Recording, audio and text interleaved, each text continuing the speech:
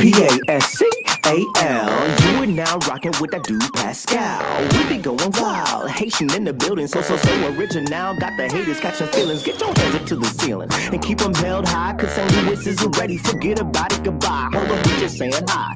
Five somebody rise up. Weekdays, catch us live. Somebody, let's go.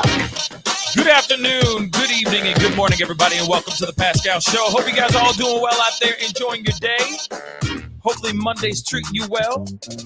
Hopefully you're not too overwhelmed, thrown off. God knows what. You know what I mean? You see right here, it's breaking right now as we speak. I got a quick live for you guys. But I'm happy to be here with you guys, chopping it up with you guys about all this stuff that's going on. There has been some new information. I think I'm surprised. I'm kind of at a loss for words about this whole scenario, this whole situation. But we all know that a lot of us are feel for the Petito family, and we're all, wanting justice for that young woman who obviously passed away almost a year ago. And it's crazy that we're rounding around to that year anniversary here very, very soon. But anyway, you see the title down below. This just broke just a little bit ago. I saw it through WFLA's JB's tweet. He recently put out a tweet saying that this was breaking. Went and checked out some of his stuff, and then somebody else hit me up on Twitter as well, being like, "Yo, we should, we need to talk about this. What? This is breaking news." So I'm like, all right, fine. Let me jump on here. Let me chop it up with you guys for a brief moment and let you guys know what's going down with this particular story. There's so many other stories that I'm planning on covering here over the hopefully in the next few hours. So yeah, I got some stuff going on, y'all. I got some stuff going on. But anyway, I digress. You see the title down below. It looks like the family is understandably pissed off and definitely understandably upset with Moab police, with the Moab Police Department. So we got to talk about this. We got to get into this and see what's going on. So do me a favor. Do me a solid. You know the procedure. Hit that like button down below. Send it past 100 likes really quick. That would really, really mean a lot, okay? This is still something that's still in development. Still, this conversation, this story is still developing as we speak. But, I wanted to be one of the first people to hop on and chop it up about this new developing information. So please do not forget to hit that like button. Crush it. Send it past 100 likes. And do not forget to hit that subscribe button, all right? It'd be great to have you part of the Pascal Show family. I appreciate all y'all for being on here, spending the time with me, spending your Monday with me, because you guys could be doing 1,000 other things and you decide to hop on and watch this show. So I'm absolutely grateful for that. Anyway, guys, we got to jump into this story, y'all. This is surprising. I'm a little bit surprised. I'm a bit surprised. I'm gonna be real. I'm a bit surprised, but at the same time, they understandably want justice for their little girl, for their loved one. They want justice for Gabby Petito. And, if you haven't been following the Gabby Petito story, the Gabby Petito Brian Laundrie story, then I don't know. You've been living under a rock pretty much. But the family, the Petito family, is now tacking on a new lawsuit. They were suing. They're going after the Laundrie family right now. That's still under, I guess, that's still under debate. They're still, I guess the courts are still trying to figure out if this is something that they're going to be pursuing, this lawsuit against the Laundrie family. But the family said, hey, if that ain't going to work, we going to try this one as well. And they have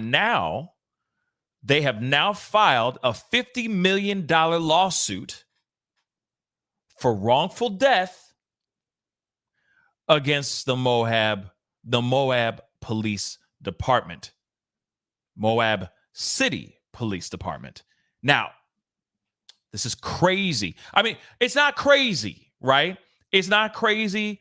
Understandably, they're pissed off. We have all seen the footage like crazy, going off like crazy, Okay, we have dissected it. We have gone second by second, moment by moment, beat by beat, angle by angle, looking at this footage. And we all looked at it going, wait a second. Clearly, there's something up. Clearly, there's something not right here. It seems as if maybe she is crying out for help. Maybe she needs help. Or, of course, there's other sides to the spectrum, to other sides to this coin as well. Some other people are thinking that maybe she's the one who's putting her paws on him. But regardless, it seemed as if there needed to be more action. At least this is what it seems like what the family believes, that there should have been more action done between the police and those two during that particular situation. So we got this article. We got to take a look at this, but thank you everybody for coming in, and shout out to Mrs. Estrada for coming in on my Twitter and just saying, hey, because I was looking at it and then I got the tweet from her and I was like, you know what? Maybe I just need to look into this and do a live with y'all, as a family. And yes, I know it's kind of, the heat of this story has died down, but this is new information. And $50 million in a wrongful death lawsuit against the police department is it's a bit surprising. Okay, it's a bit surprising. Okay. And yes, Dragonfly Kisses, thank you so much. Don't forget to smash that like button and subscribe. That would really mean a lot to me and to this show and to this platform. And of course, you can also hit that join button down below and simply support the channel. It would really, really mean a lot to me and keeping these lights on. Okay, so thank you again. But anyway, this, like I said, there's so much to dissect in that video, or in those security in those body cam footage, in that footage, the body cam worn footage that we've seen, the multiple angles. We saw all the angles and all that stuff. There's so much to dissect. And there's so many ways you can look at it too. You could look at it going, hey, the police didn't know any better. They did what they needed to do. They did what they thought was right. And then some other side of things, people think that the Moab City Police Department didn't do enough, that they just kind of let it be and handled it with kid gloves instead of being a little bit more stern with DV and with the situation between both of these two young people, that maybe she'd still be alive right now if the cards were dealt a little bit different. But I digress. Like I said, a lot of people have their own personal opinions about all this, of course, including myself. And of course, hold on one second. Boom. I want to make sure I got that too. So yeah, understandably, there's a lot of different varying degrees of opinions out here, and that's totally understandable. Okay, but allegedly the family had a press conference just a little bit ago. We're going to be taking a look at that here shortly as well, or at least look at a few moments of it as well. But let's take a look at this. This, like I said, I think is shocking a lot of us. A lot of us are very, very surprised about this information here. Now, Gabby Petito's family files $50 million wrongful death lawsuit against Utah police. All right. The family accuses the Moab City Police Department of failing to protect Petito from Brian Laundrie by not training officers to properly handle DV incidents. So of course, the family announced on Monday, today, a wrongful death lawsuit against police in Moab, Utah, accusing the department of failing to properly investigate her DV case and protect her. The lawsuit, which seeks $50 million in damages, comes around the first anniversary of Petito's demise. Now, Petito, we already know she was reported missing. She was 22 years old. She was reported missing in September. Like I said, we're rounding to the first 1 year anniversary, real talk. But she was reported missing in September 2021.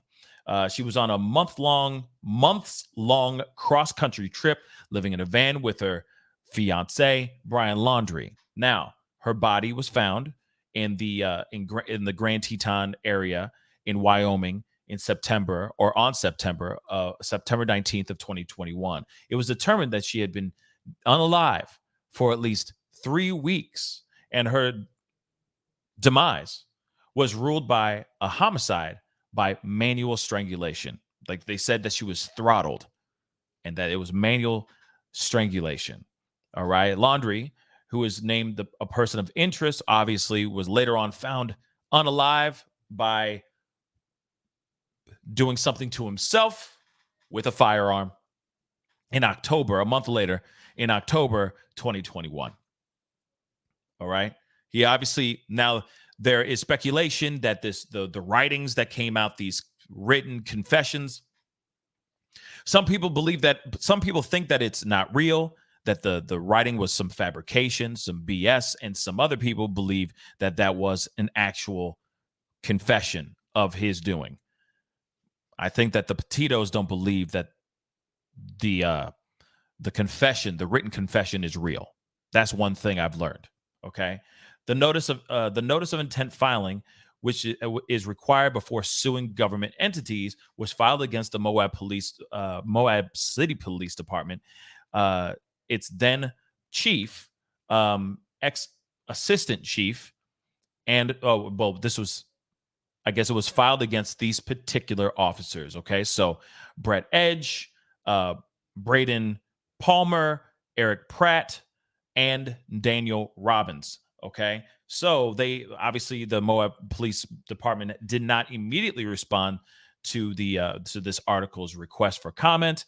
A representative for the city of Moab said it does not comment on pending litigation. Obviously, it's the two of them together. This is Brian and, of course, Gabby Petito before their demise, before everything went belly side up. Let's just keep it real. All right. So the suit will center on a police encounter, the infamous Moab footage, the infamous Moab body cam footage that we all know, that we've all dissected, that we've all seen like crazy, right? So they're talking about that specific footage that they saw, that we all saw, where Brian Laundrie and Gabby Petito were pulled over on the side of the road because there was a 911 call made saying that she was punching or slapping Brian Laundrie in the car while the car was driving at a higher speed. They hit a curb, cops pulled up, got them out, and then, of course, we see everything that transpired, both conversations from both sides, different body cam angles that we watched while Brian said what he said. And then, of course, Gabby said what she said as well. And, of course, like I said, people have their speculations. Some think that right when they got pulled over, he threatened her and said, basically, you're taking the fall. That's some people's speculations. Some other people's speculation is that she really did. She really was the aggressor because of this language of violence that was already incorporated into their relationship. And so obviously she was hitting him because it was already an abusive relationship to begin with. But the fact that they didn't do anything, that the police did not do anything further except say, oh, well, we'll just separate you guys for the night. They feel like, the family feels like the police could have done a whole lot more, and maybe this young woman would still be alive today. Okay? That's basically what they're feeling.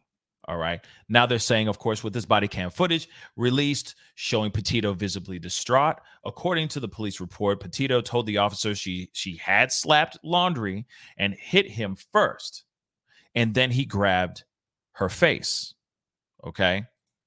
So, but ultimately, both Petito and Laundrie said that they did not want to press any charges and that they loved each other. An independent review completed in January this year found that the officers made several mistakes in handling that case. misclassifying it as more of a mental/emotional health break rather than DV, and lacking details in their reports. The reports lack details of documentation of any injury Petito suffered, and no one appeared to ask Laundrie about a scratch on Petito's face, the independent review found. In the new filing, lawyers for the Petito family argue that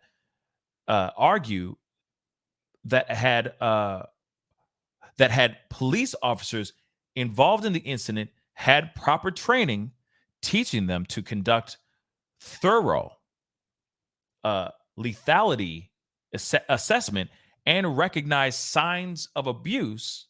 They know, quote unquote, Gabby was a victim of intimate partner violence, IPV, and needed immediate protection.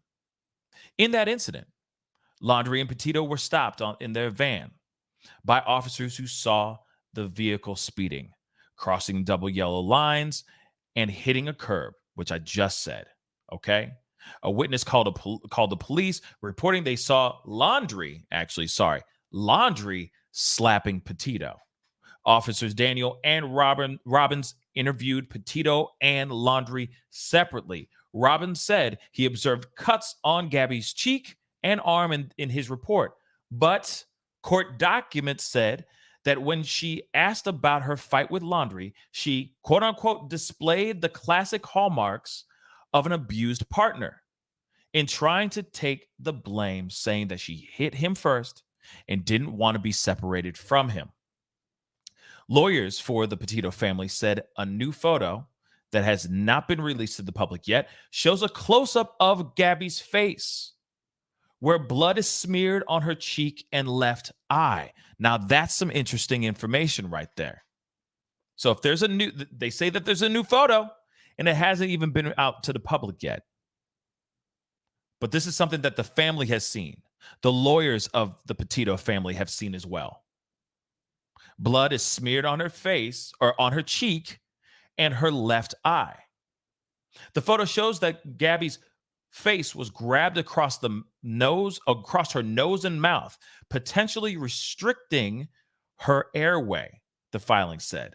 When speaking with officers, Laundrie told Officer Robbins he pushed Gabby away to avoid being slapped. And admitted taking her phone, saying he didn't have one. But later in the same interview, he pulled out his own phone from his pocket, the document said. That's very interesting as well. Interesting. A lot of, it's the devil in the details, right? So it seems like there's a lot of information here that wasn't put out. Seems like the Petito family knows a lot more than what we know, right? What the public knows. Then you also got to remember there's a photo out here that says that there's blood on her cheek and on her left eye to show something else. Yet the police didn't take any steps further to help her. This is what the family is claiming. I'm just piecing it all together for you guys. Then on top of that, Brian said something along the lines of, during this conversation that he had with one of the officers, he said he didn't have a phone, yet later, allegedly seen in this body cam footage, he pulls out a phone, even though he said he didn't have one. Like I said, and I'm going to say it again, when speaking with officers, Laundrie told Officer Robbins he pushed Gabby away to avoid being slapped and admitted taking her phone, saying he didn't have one. But later in the same interview, he pulled out his own phone from his pocket, the document said. That's interesting, y'all. Don't you think? Like I said, devil in the details, but they're not putting in the details, or they're not seeing these things until much later. Like nothing computed, maybe? These things did not compute until after the fact, But aren't they supposed to be computing, doing the math and carrying the 1 divisible by 2 before during this stuff? Studying these people, looking at these people, making sure everything's cool before they walk, before they get into their squad cars and say, okay, on to the next problem, solve the next crime. But allegedly, this dude, Brian, had his own phone too, and he was lying. So allegedly, this is what the documents say. So if that is true, how much of this interaction that they had is absolutely 110% truthful? Inquiring minds would like to know. But let's continue. The officer did not question Brian about the inconsistencies in his version of events. Instead, they determined that Gabby was the primary aggressor. That's what they did. That's exactly what they did. Because she took the blame. She said, I hit him first. Boom. They were like, okay, she's the aggressor. So they determined her as the primary aggressor, and that Brian was a potential victim of DV. Little AHJD situation going on if you want to flip the script. Basically, that's what they saw. Under Utah state law about DV,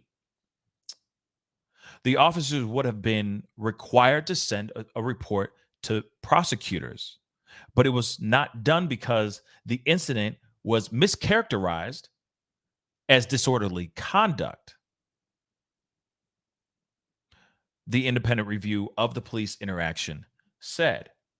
The filing said that Officer Pratt called Assistant Chief Palmer for assistance on how to handle the situation. And we saw that. We saw that footage, right? We saw that footage. He's one of the officers sitting there going into his computer. He's doing his Google, and he's trying to figure out what's the right thing to do and all that stuff. And within the confines of the law, this, that, and the third, what can they do? So on and so forth, right? So of course, he was trying to find out what he needs to do, trying to see how he can handle this situation. And he was told to read the assault statute carefully and decide if the situation satisfied the law. Remember, he went into his car, he went into the cop, 50 Google, and he read something. And then he came back and he was like, okay, this is how I assess things, blah, blah, blah. Pratt decided that Utah law only recognizes assault if the perpetrator intended to cause bodily injury. And I remember this argument like it was yesterday, because I sat there and I'm like, what are you talking about? Whether it was him being the aggressor or her being the aggressor, it doesn't matter which side it was.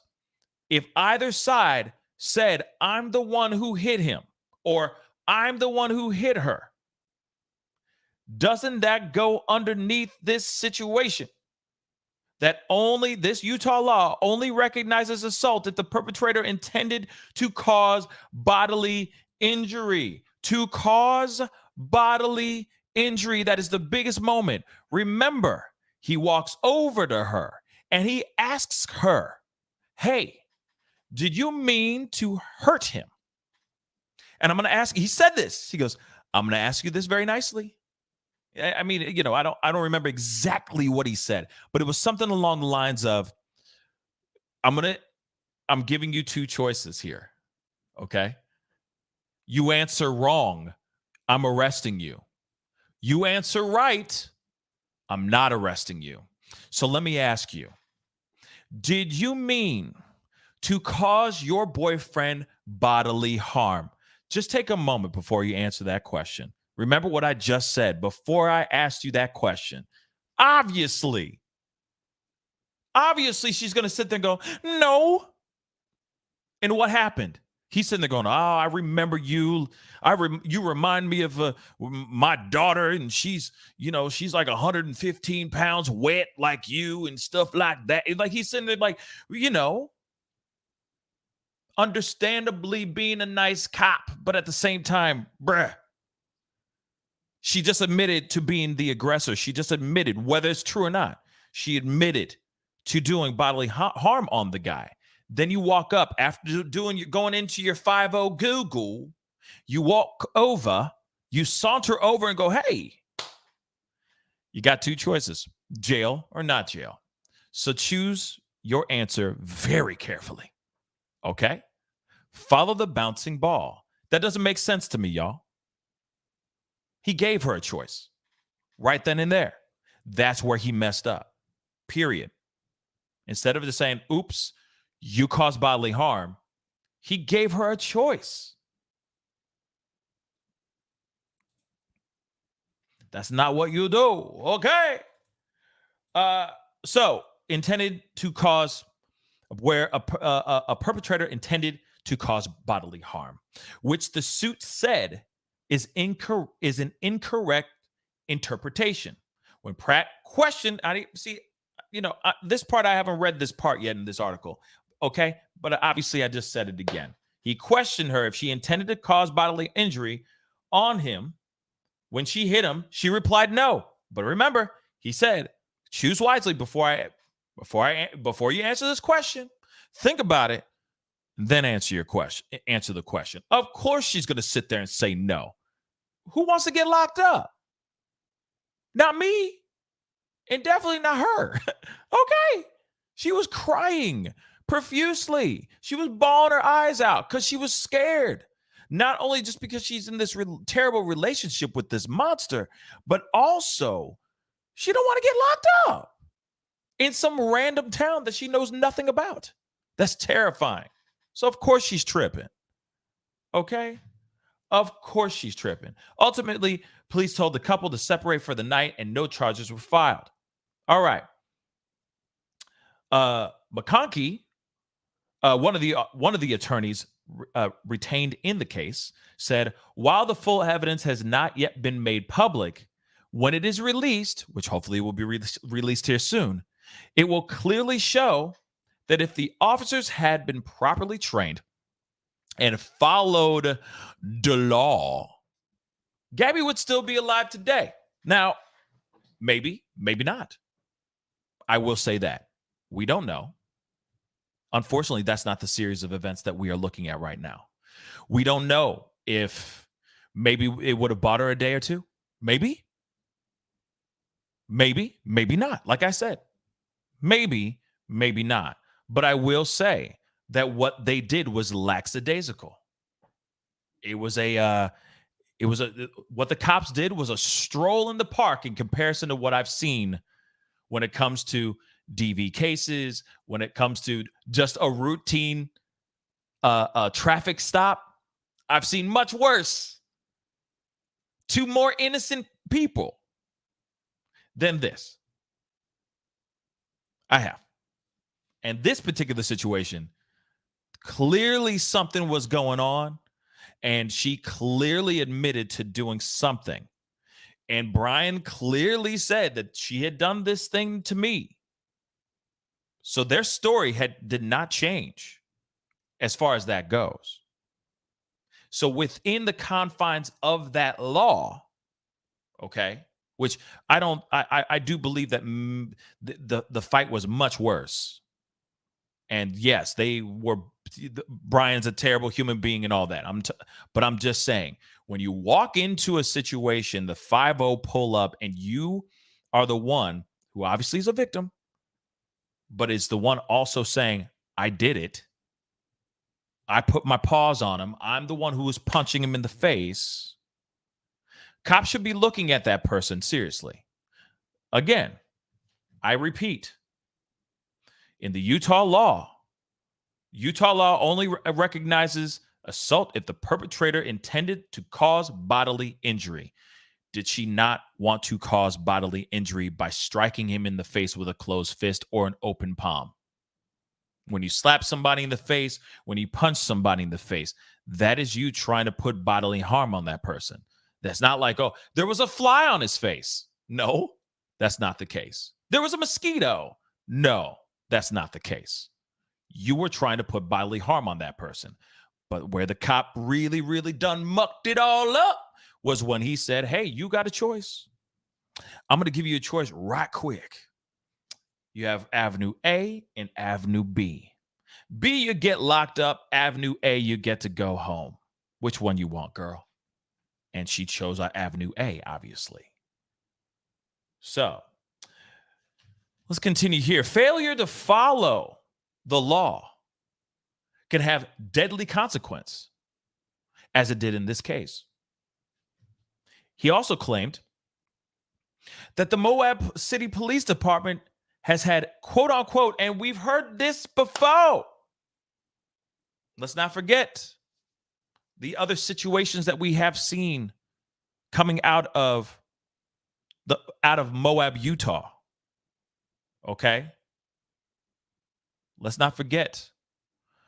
Let's not forget that wonderful couple the lives were taken because they were camping, living in Moab, but then lives were taken. Let's not forget that as well. So, and when I say that is because they have chronic problems with protecting DV victims and failing to provide training and resources for officers. And that's beyond, that's more than just that, y'all. More than just that. Okay? They're not doing proper training. And then all of a sudden these people are sitting there going, oh yeah, whatever. These people are, these cops are going in. They're not doing their full due diligence. I'm just saying. It's you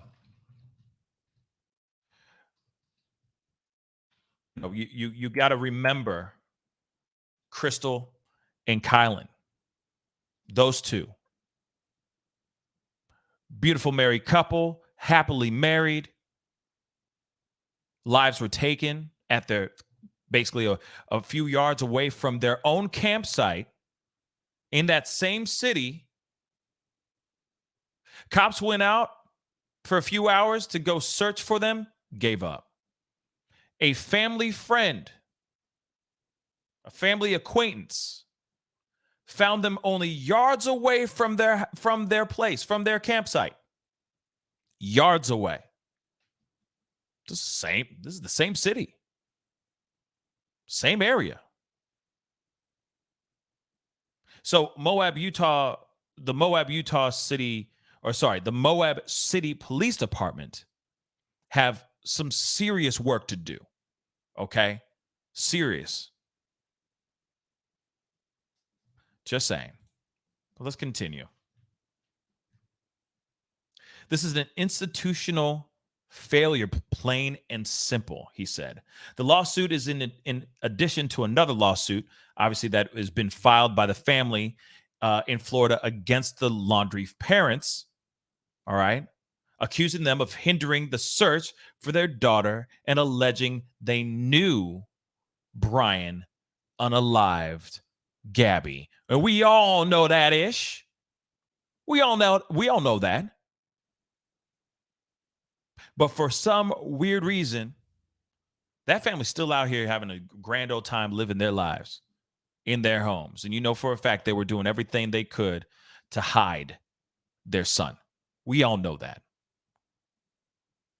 Okay? So I wanted to show you guys a little bit of this press conference. I think that we could take a look at it. I'm not going to show you the whole thing because it's like 18 minutes long and all that. But I just wanted you guys to see what the family was saying. You know, what the family was saying, what their thoughts were in all this, because, I don't blame the family for filing this lawsuit. They see some holes in this whole investigation when it comes to when their daughter or their loved one was there. There could have been things that could have been taken care of, but they weren't. They weren't at all. So let me show you guys a little bit of this. Let's see what happens. About why they're bringing this lawsuit and what their feelings are. Please feel free to address your questions to anyone on on the screen there. Yes. Just for Natalie, I noticed that you're very emotional this morning. What's going through your head? What's kind of the situation you're feeling right now? Nicole, sorry, thank you. That's okay. This is just bringing back a lot of pain. Sorry. We just want to help people. We're going to do whatever we can. And that's why we're here.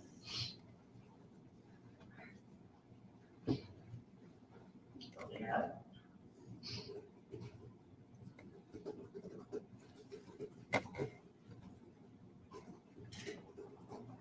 Yes, go ahead. Another one for you, Nicole. You and the Gabby Petito Foundation have spent almost the last year raising awareness of domestic violence and for missing persons.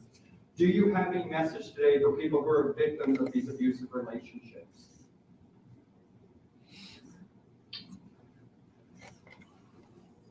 About just reach out when you can and get the help that you need. You're better than that, and you can get out. Just do it safely. Reach out to someone that you trust. I don't know. I'm sorry, guys. I'm just so emotional today. I don't know if anybody else wants to help me answer that. There's a ton of resources out there. We've partnered with the National Domestic Victims Hotline through our foundation. They do amazing work as well as many other organizations out there. There's a ton of people out there that are willing to help. We're there trying to help. It's anonymous. Get the help you need, do it quickly, do it safely, do it the right way, reach out to the experts. So you can get the help you get yourself into a safe place. That is our goal. People care. We care. There are people that care, and everyone out there should know that there are people that will do whatever we can to help. And that's it. You know. I'm gonna move it up to the front here a little bit. Here's some. With his wife, Tara. And thank you for being with us this morning at this important juncture in the Petito case. I am Jim McConkey of Parker McConkey. This is Brian Stewart and Steve Jensen from Parker McConkey and Brad Parker from Parker and McConkey. And this case is also being represented by Zimmerman Boer. Parker McConkey is basically a litigation law firm. Zimmerman Boer specializes in appellate work, and we're grateful for their help. You 10 minutes with the step-parents of Gabby Petito. I've asked them not to comment on specific evidence, but you are free to ask questions and they're free to comment on why they're bringing this lawsuit and what their feelings are. Let me begin with just a brief opening statement to set the stage. Gabby Petito's parents have asked the law firms of Parker and McConkey and Zimmerman Boer to represent them in a lawsuit against the Moab police for their negligent failure to first understand the law and enforce it, and second, for the wrongful death of their daughter. In this regard, this morning, we have filed a notice of claim, which is the first step in initiating future litigation. Gabby's parents are bringing this lawsuit to honor Gabby's legacy by working to save the lives of victims of domestic violence throughout the United States and the world. This lawsuit is only one part of a broader effort to raise awareness of intimate partner violence and its potential dangers. They have set up the Gabby Petito Foundation. This foundation has already donated hundreds of thousands of dollars to groups focusing on intimate and domestic violence. I really hope that if they are to win this $50 million lawsuit, this $50 million wrongful death lawsuit, I hope that every single penny goes towards in the organization, towards helping other men and women getting out of IPVs, out of DV situations, and the sort. That's what I'm hoping for. Because, yeah, obviously, we if we see something like this, we want justice. If we're going to get justice for her in this way, then there should be, that money should be trickled out to all these other organizations that are helping people get out of their own violent and dangerous situations. That's just what I think on this. Including a $100,000 donation last week to the National Domestic Violence Hotline, which I'm sure you're aware of. They hope their efforts to help will save lives and give meaning to the senseless, avoidable, and tragic murder of their daughter. You know, and I'm hoping that it does the same thing too. That, you know, out of this bad comes some good, right? That that this inspires other people to leave, to be brave enough to leave a situation, to find salvation, to let them know that, you know, a lot of people, I'm sure a lot of people are going, I don't want my life to end up like that too. I need to leave, right? And I'm hoping that this inspires more people to find strength within themselves and get out of these dangerous situations that they might be in. I got a super chat. Let me grab this really quick. And thank you so much for the super chat, and thank you so much for the support and coming onto the show and watching this show today. I appreciate it. Dragonflies Kisses, thank you so much for the $5 super chat. I feel Gabby didn't have much of a choice with the police with her answer, and sadly, it ended horrifically. Yeah, I mean, he basically said,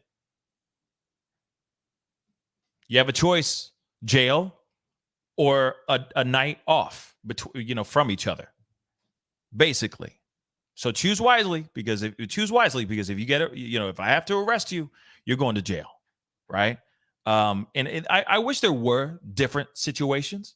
You know, I wish there were different scenarios for a lot of when it comes to these kinds of situations, because sometimes, you know, I don't know the dynamics of their relationship, and I don't think anybody really will know the dynamics of their relationship. We only know what we know, which is the terrible things that have transpired. But you know, it does make you. It's just so frustrating, you know, because of course you don't want anybody to be in harm's way like that, but be in a relationship like that, right?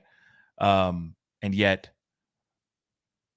you kind of wish that there was a better way to handle some of these DV cases, these DV situations, especially when you're going, okay,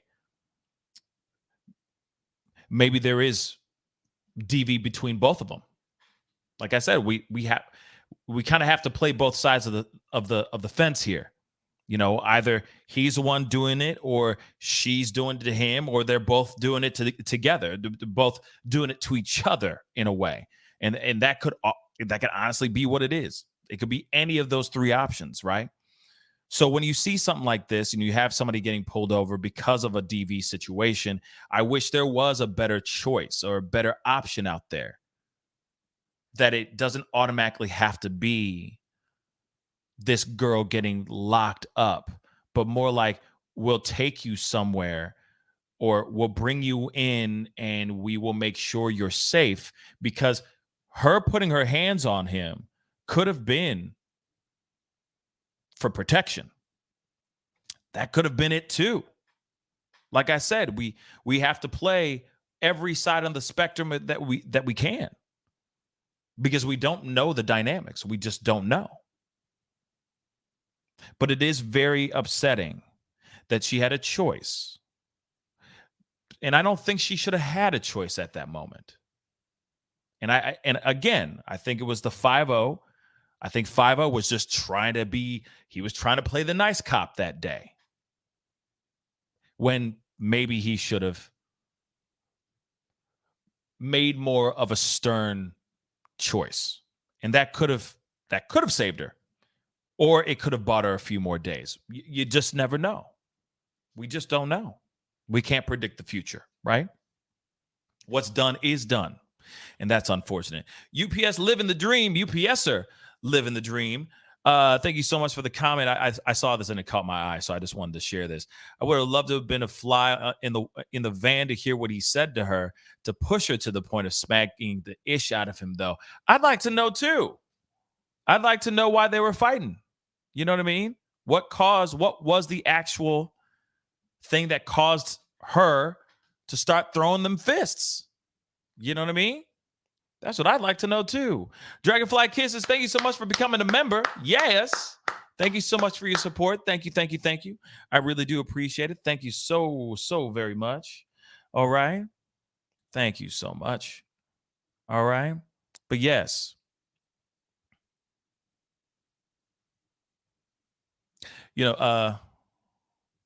Yep, Mora, I agree. They both should have been put in jail for their safety. I agree. Because, also that's the other thing too, that maybe that being thrown in jail, right?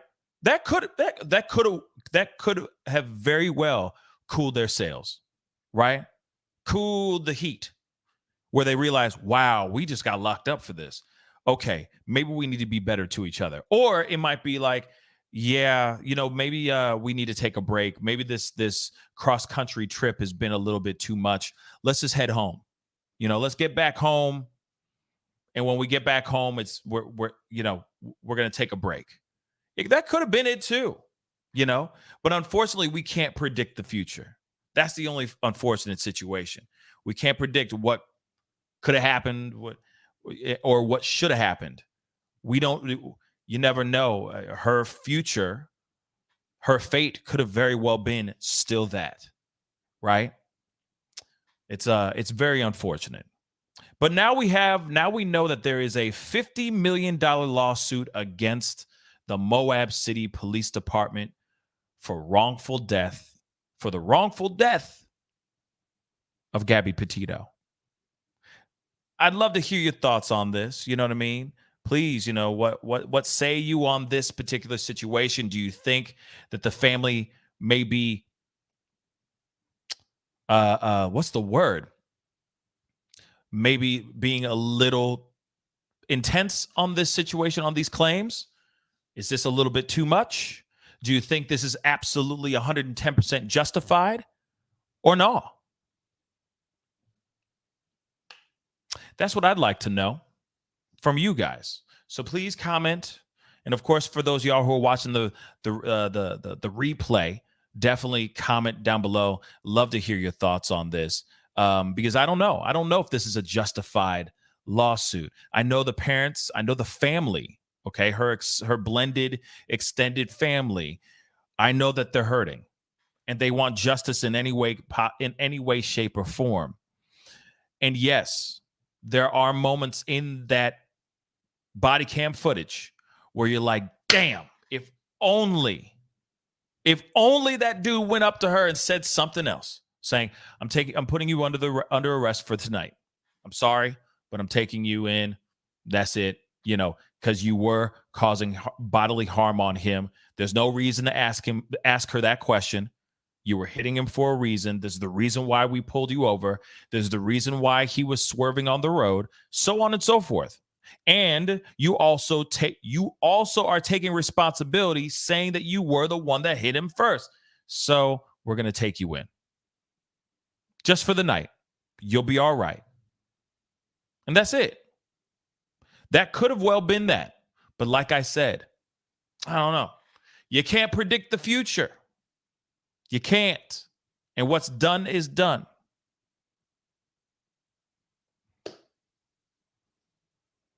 What's done is done.